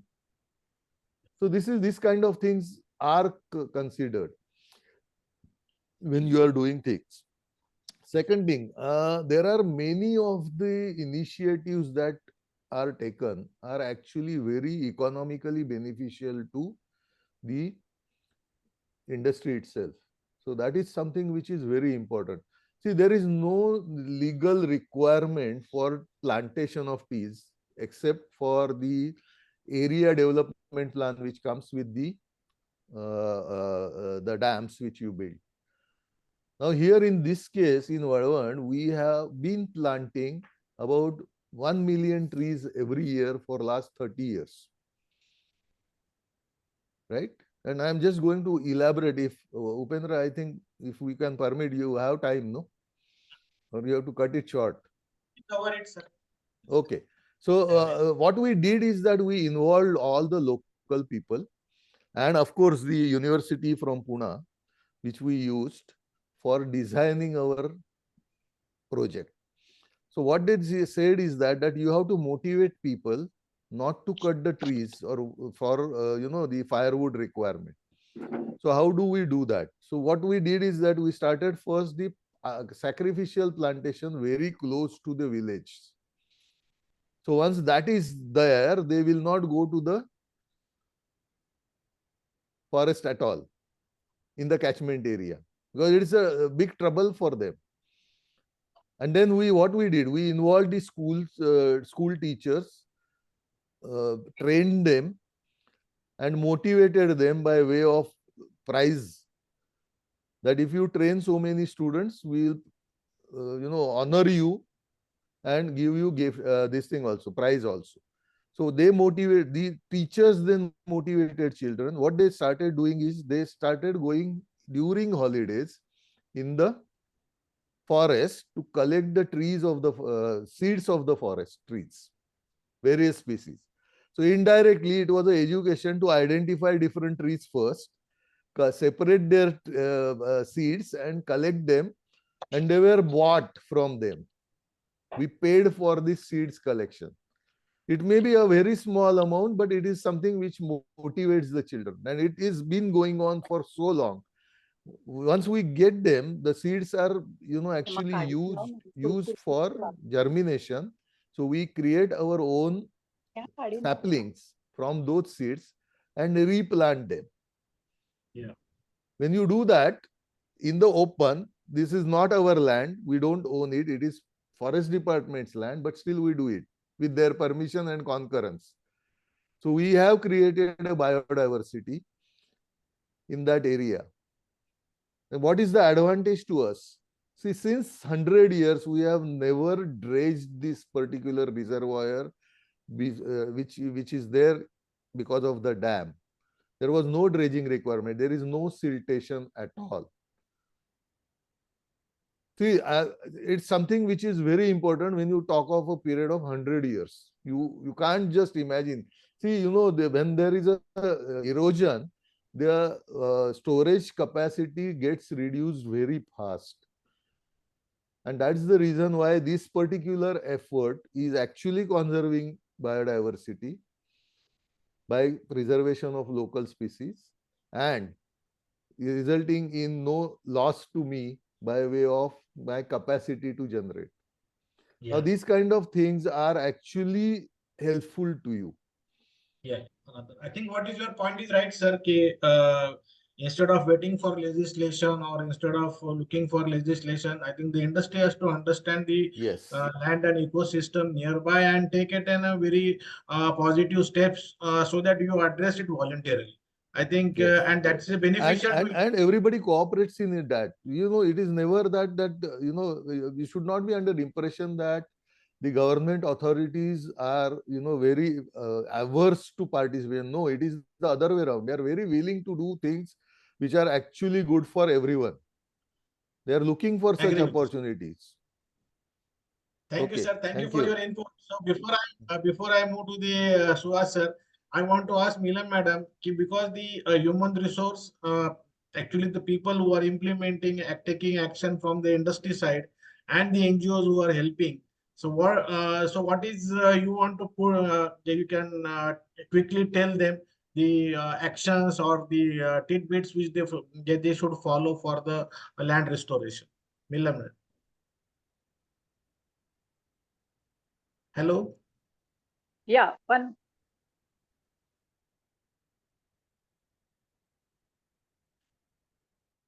Madam, you are on mute.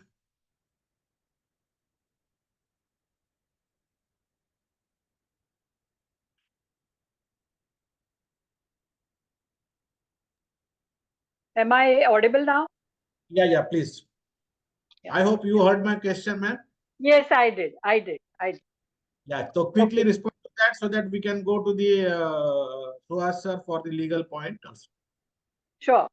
So the areas where the NGOs are actively involved are campaigning and advocacy. NGOs begin by influencing policies, regulations, and public perception. They conduct protests, mobilize petitions, and prohibit activities which hamper biodiversity. Due to this, a number of national parks and wildlife sanctuaries have been created in their wake. They also investigate and produce reports on eco disasters and point fingers at the people who are behind the crime. The second one is community engagement and education and empowerment. NGOs coordinate with indigenous communities by involving them in the conservation journey that would provide protection to both nature and human livelihood. They have been active partners in creating understanding among people and offering rewards for biodiversity. They organize educational, environmental education classes for youth in particular. They conduct programs in school, colleges, and communities. They empower farmers to adopt organic farming procedures and resist the spread of genetically modified crops. They empower women to come out in the front. They empower their other communities which are actually impacted by the land degradation. In this way, they garner community support, which is a prerequisite for conservation success. Thirdly, funding. Funding sources are often mobilized through NGOs. Most donors choose to work directly and exclusively with NGOs and associations, especially the national ones. NGOs mobilize and execute contracts and agreements with national programs and projects and with large corporates as well. The next is corporate accountability. Holding corporations accountable for their environmental impact is an important role taken up by the NGO. They campaign against environmentally harmful activities such as deforestation, pollution, and land grabbing by industry. They advocate for water conservation and waste management practices and campaign against pollution caused by toxic waste generated by the industry. The NGOs also work on climate change mitigation and adaptation. So they work with businesses, governments, and civil society to promote renewable energy, energy efficiency, and low carbon technology. Some NGOs concentrate on comprehensive research about endangered species or the ecosystem that are close to collapse. They conduct surveys on wildlife species and evaluate habitats and detect threats. They mobilize information through data collection. They construct a spatially referenced data table viewable in GIS, that is the Geographical Information System, for traceability of the degraded land and reclamation action. This data is then used with strategies that are based on evidence. Some NGOs collaborate with scientists, economists, and technological experts to develop innovative approaches like satellite monitoring, technology to reduce greenhouse gas emissions, and combat climate change. NGOs also take nature conservancy and rural development projects like Adopting a Village, where they implement ground conservation and restoration projects. They identify the ecosystem potential in the catchment area and then plan for its restoration, along with experts in that area. They conduct erosion field trips, undertake industrial plantation, afforestation, reforestation, and habitat restoration initiatives. They use storytelling to raise awareness about importance of conservation. We have seen a lot of documentaries on various channels which are actually made by these NGOs. The NGOs also undertake erosion control projects and establish arboretums. Arboretums is a botanical collection comprising exclusively of trees of a variety of species. They promote scientific practice in conserving natural sites and ecosystems. Along with the land degradation initiatives that the NGOs do, they also combat wildlife crime. They fight the illegal trafficking of wildlife products and poaching. They embark on campaigns to convince government for stricter wildlife offense laws be passed and cooperate with the law enforcement agencies to track and patrol wildlife area parks.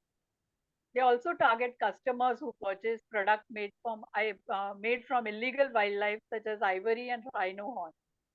So these are some of the areas where NGOs actively participate. Thank you, madam. I think we have very rightly pointed out the kind of a job the NGO is doing it, but definitely the one has to be very careful in deploying and monitoring the activities of NGOs. So before having a concluding remark from all the panelists, I would like to go to the Suhas sir. So you have left the subject in between as far as the law related things. So what do you want to say further in this? No, thank you, Upendraji. Thanks a lot, Milanji and Prashant. I think it was very interesting to understand and know what has been happening in the ecosystem. You see, I just wanted to, highlight one other issue, and I think this is about land use and where is this land going to come from? And I think I'm glad Dr. Modak is back here because I think this is one area where I'm struggling as a kind of a lawyer working in the infrastructure sector today. I think you just take, even if I were to pick up, I think we have a large inventory today, national inventory on infrastructure projects. Forget about the road, forget about the transportation sector. I were to just pick up renewable energy as one of the objectives of the government. You see, sir, I think, and this is a large question to everybody, and I'm struggling today. You see, our objective is that by 2030, and I think we want 500 gigawatts of renewable energy. Yeah. In India, that's the objective undertaken by government. Today, we are somewhere at about 82 gigawatts plus here and there. So that's, I think April 24 figure was 82.63 gigawatts. 100 gigawatt renewable energy setup, generating capacity to be set up, requires 55,000 to 1,25,000 square kilometers of land. Again, coming from government's policy document. Sir, there's a request that you should speak slightly close to the mic. Okay, I will try and do that. Thank you. Thank you. So I'm saying the objective today is 500 gigawatts to be set up as a generating capacity in the renewable sector. Okay, 100 gigawatt capacity requires about 55,000 to 1,25,000 square kilometers of land. So we need 5 times this land. Now, this is typically size of 1,25,000 square kilometer is size of a small state. I mean, if you take Himachal Pradesh, I think that's the area that we're talking about for 100 megawatts. So we need 5 Himachal Pradeshes, for example, if we were to achieve 500 gigawatt. Where is this land going to come from? We all understand the carbon footprint on thermal generation is a problem. A thermal generation will actually, whatever is the land required to set up a thermal generating power plant, that land goes forever. I mean, it's never going to kind of get restored back into the ecosystem for sure. Okay, therefore, we thought on the environmental balancing part of it, renewable is always good. But where are we going to get this land for renewable? That's one part. Today, I think when you look at the commercial viability of setting up of a solar plant or a wind plant, the lender will come back and say, where is the land? Because land is one of the bankable asset in any infrastructure project because it's a non-recourse funding. Okay, so you don't count on any other collateral. You look at the revenues arising from, and you create a security over the land. At one point in time, you see, even to renewables, I think lenders were not willing to lend unless the developer bought the land or had access to in a leased manner. So not only the area below the solar power plant or below the wind power plant is getting spoiled or is getting converted from agriculture to industrial, it's also being attempted to be utilized for a purpose for which the original agriculture purpose is getting lost.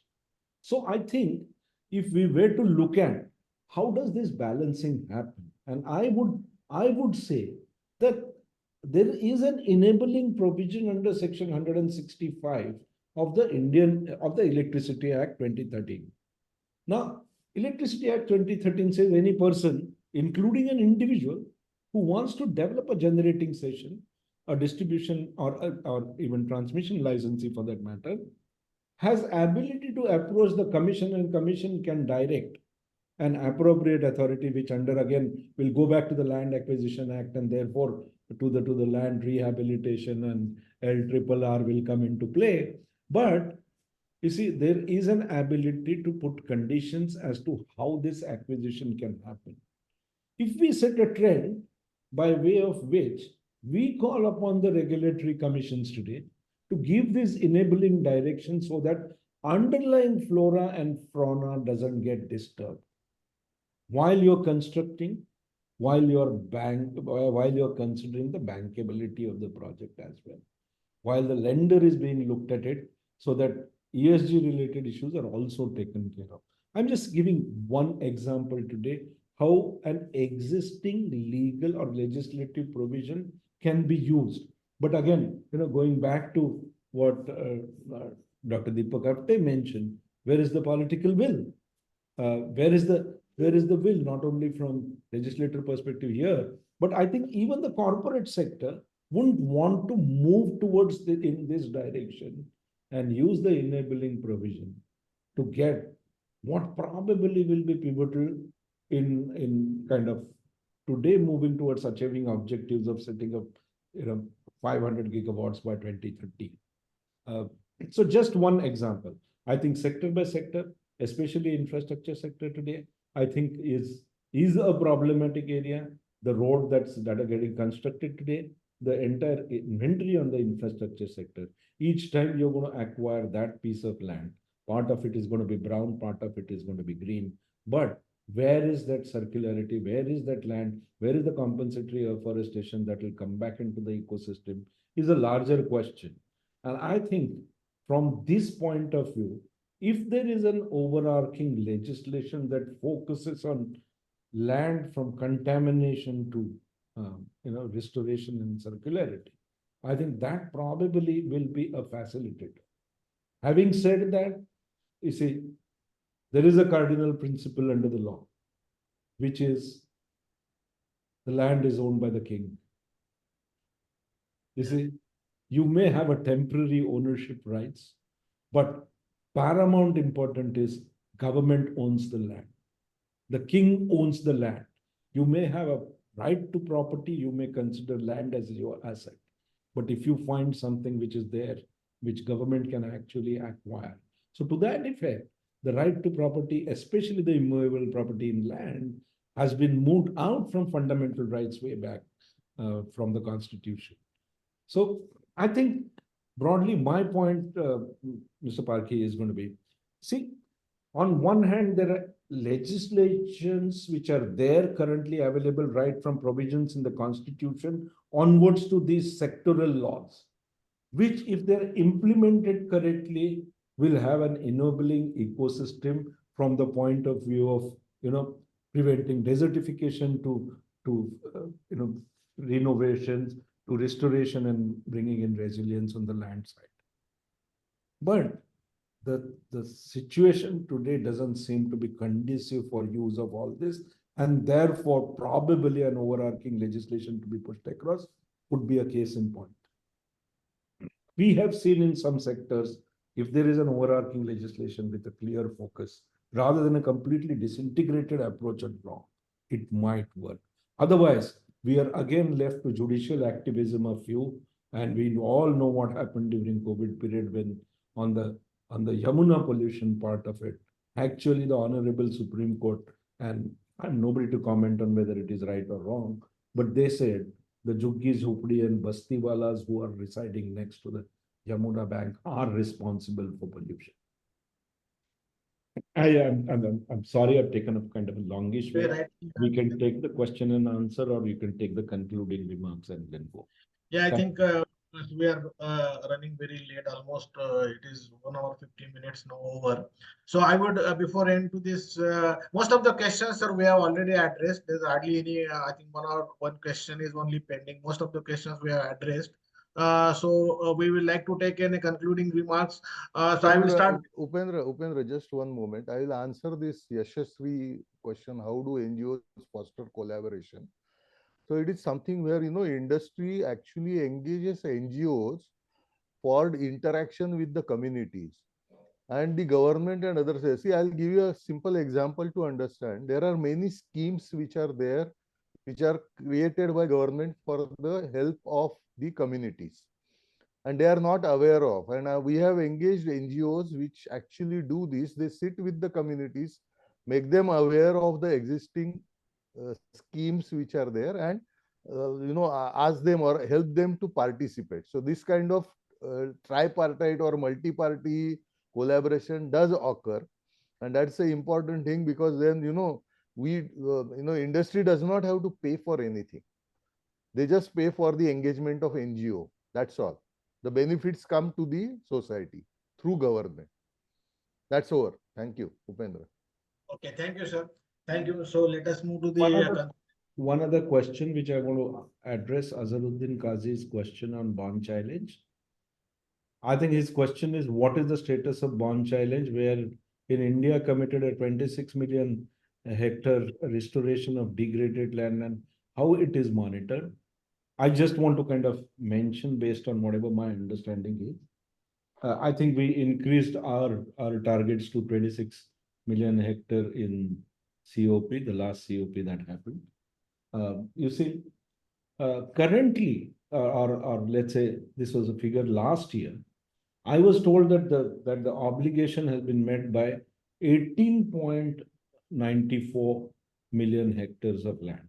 Now, this is based on a response to a question in the parliament, which government gave, saying under the Bond Challenge, although we had committed for 26 million hectares of restoration of degraded land, we've completed 18.94 in probably up to 22. This is a figure in August 23, the response of the government. How is it being monitored? I think today that's very, very interesting. ISRO's Space Application Center, which is Ahmedabad based, actually tracks this part, and you can use those, technology applications. So this Space Application Center has an application that looks at climate change and environment, and that actually gives you a API link, if I'm not mistaken, for you for the education and research purpose, which you can use to track. And I think from there, the restoration of degraded land can be monitored. Now, at the same time, from there, you can monitor how much is further getting degraded, which is not being restored. All of that could be monitored through Space Application Center. I think they allow researchers and educationalists, academics to use that. It cannot be used for commercial purposes. Obviously, that's understandable. But that's the answer to the question. Okay, I think, thank you, sir. Since I think he was not there, so I thought that I will answer it separately. But anyway, I think it's a very good information you have given to the benefit of all present delegates. I think it's a time to stop here, and we will have just a concluding remarks. So I will start with from Dr. Apte.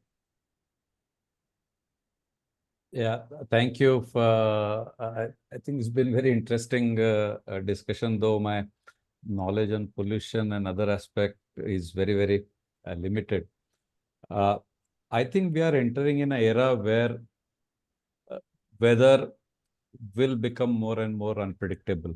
And when we are talking about whether it's biodiversity or management of lands or any other issue, I think it's going to be very challenging because we have seen precipitation, the way it's been changing rapidly from place to place.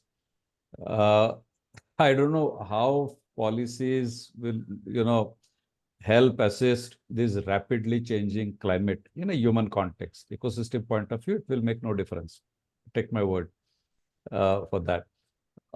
So I think, therefore, my personal suggestion, and I keep speaking mostly to the youths. I don't speak to the older people anymore. I have done that for last 10 years, and it has not made any difference. But I believe children probably are more receptive, and they are going to be the biggest victims of whatever mess we have met with the way we have dealt with this planet. I think building our resilience is going to be the only way forward. We will not be able to alter climate patterns, at least not in my lifetime. Even if we make today become net zero in terms of carbon, the climate will going to continue like this.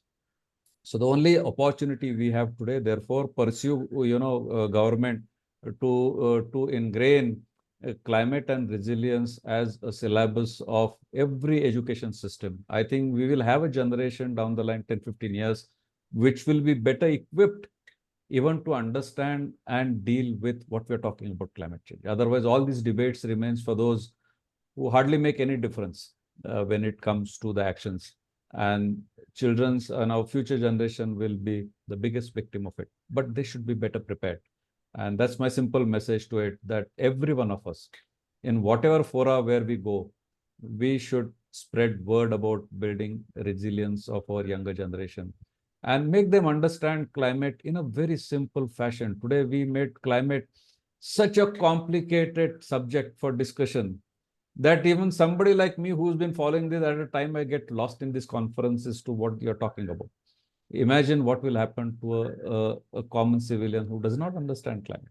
So I think building resilience, strengthening our education system on climate, I think is the only way. I look at it, that we will prepare our generation better. Thank you. Thank you, sir. I think it's a very important point, and it's a very good view. So I will move it to the Dr. Modak. But sir, before that, I think please answer a question of Miss Jyoti. She wants to know what kind of an educational level changes being done in the country so that our value system of knowledge is improved. Hello, sir, you are on mute, sir. Looks to me. No, I said it's a very difficult question to answer. Yeah. And I don't think I'll be the right person to answer because I'll keep on talking too much about it. So I'd rather not respond. But at least, sir, the need of a change in the educational system is required or not? No, there is a need, but there are so many different ways to address that need. That can be another theme of the workshop. This Yes, topic sir. workshop. Definitely. Well, Thank you. Thank you, Jyoti madam. We will take this There is point. no one single silver bullet solution Yeah. to that question. Sir, your concluding remarks, sir. Well, I thought I'll just elevate the term land to habitat. And, land gives you an impression of something like a physical asset, but there is a lot above and below the land. And I would bring, therefore, that ideally, UNEP should have used the word habitat and not land per se. That's my one comment. And the second part is that the Ministry of Environment, Forest and Climate Change, as an example, is not formally involved in the national land use planning. If you look at the drafts published in 2015, they are still not updated. And land is never considered as a part of environmental impact assessment only when resettlement rehabilitation happens. So that's a very narrow perspective. Land use impact assessment has been a discipline, actually, and we don't see many people who are in this subject. I would therefore urge that the people who are in the impact assessment should also read more about how to do a land use impact assessment.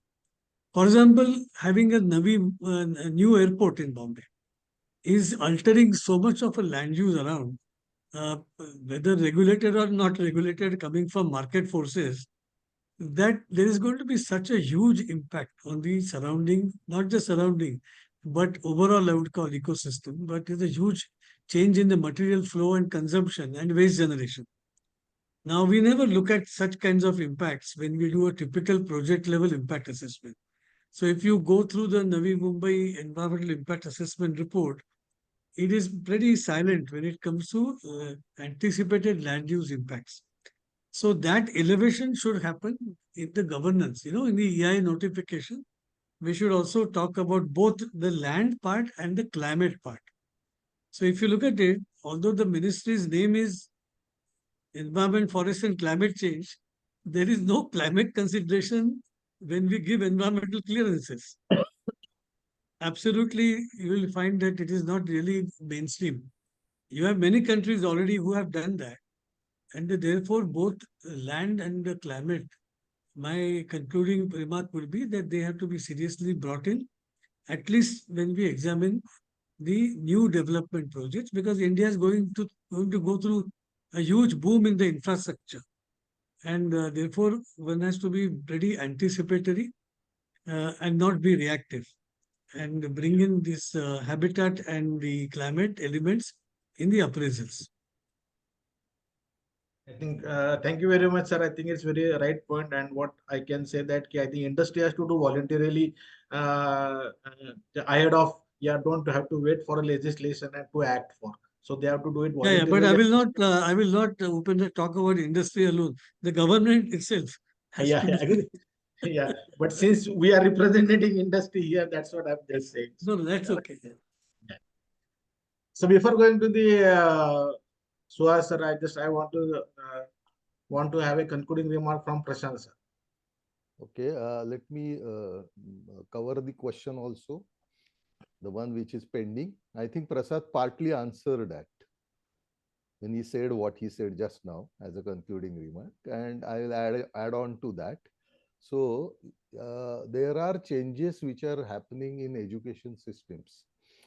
Most of the universities are including sustainability as a part of their course content. So once you know, it's a small start, but it is happening. So once that happens, and there is a compulsion from BRSR side to disclose and declare your actions, both together will lead to some changes definitely. So we are on a positive path. Then second thing, Prasad, to correct you, to today, for some last few days or few months, MOEF, while granting clearances, is asking to give carbon footprint calculations for any project, without which it does not get cleared. It is not even considered unless you actually submit the footprint calculations for the project. So we are, maybe we are slow, we are moving on, that's for sure. So that's the thing. Well, this part is something which is very important. I think let me read the question again so that. So I have covered the changes which are there. So I think that question is also answered. And I have corrected the position about carbon footprint, right? Now to add on as a closing remark, I would say just, do we want to survive or not is the question. If we want to, then we have to increase our knowledge and decide on small steps or actions which we need to do. And it is not about coercing someone, but doing things on your own, whether it is industry or an individual. When you want to do something on your own for climate and that is for yourself, then everything can fit into place. That's Absolutely. all. Thank you. Thank you, sir. Thank you. So, Milan, ma'am, your concluding remarks. Yeah, sure. See, so by supporting local and national NGOs, all of you who are attending this webinar today, you join a large humanitarian community. Earth needs more individuals like you who aren't scared to take care of the Earth, planet Earth, even if it is in a very tiny way. Secondly, even though we continue to talk about and whether the government is effective or not effective, and whether there are policies and whether there are not, our constitution itself gives us a duty. Article 51 says that it shall be the duty of every citizen of India to protect and improve the natural environment, including forests, lakes, rivers, and wildlife, and to have compassion for living creatures.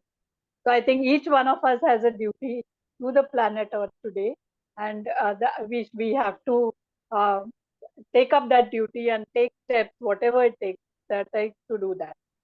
Thank you very much, all of you, for attending this seminar, and thank you for the organizers for having me on this webinar. Yeah, absolutely right, ma'am. I think everyone has to play his role very delicately. So, concluding remarks from Suhas, sir. Sir, I mean, I'm saying, and I would raise this question again and again. How dare you? Greta Thunberg raised it long, long ago. What happened to her? And how dare you be so complacent today? Be not aware about the long-term impact. And how dare you continue to kind of degrade the ecosystem?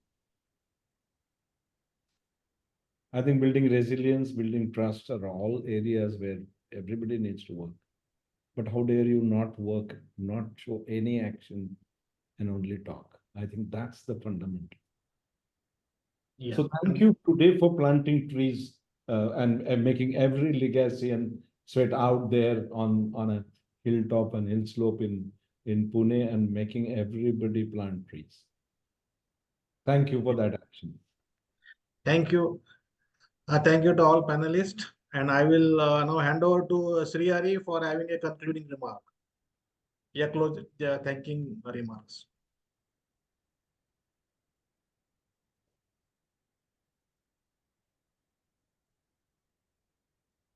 Sri Hari? Yes, sir. Hello. Yeah. Thank you everyone for the insightful session that we had today. And I also appreciate the panelists taking out time to answer all the questions that we had in the chat box. And it was lovely to interact with you. I mean, I speak for both myself and Upendra sir. Thank you very much on behalf of all the Legacians and the participants who have joined us today. Thank you and thank you. Thank you to all and bye. Thanks. Thank you.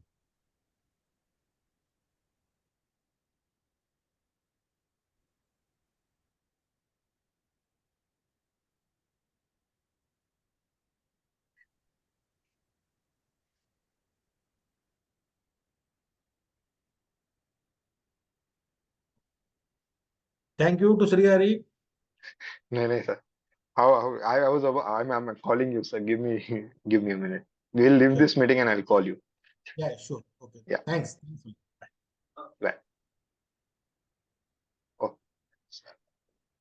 Now let's wait. I think all are gone or not. Let me check.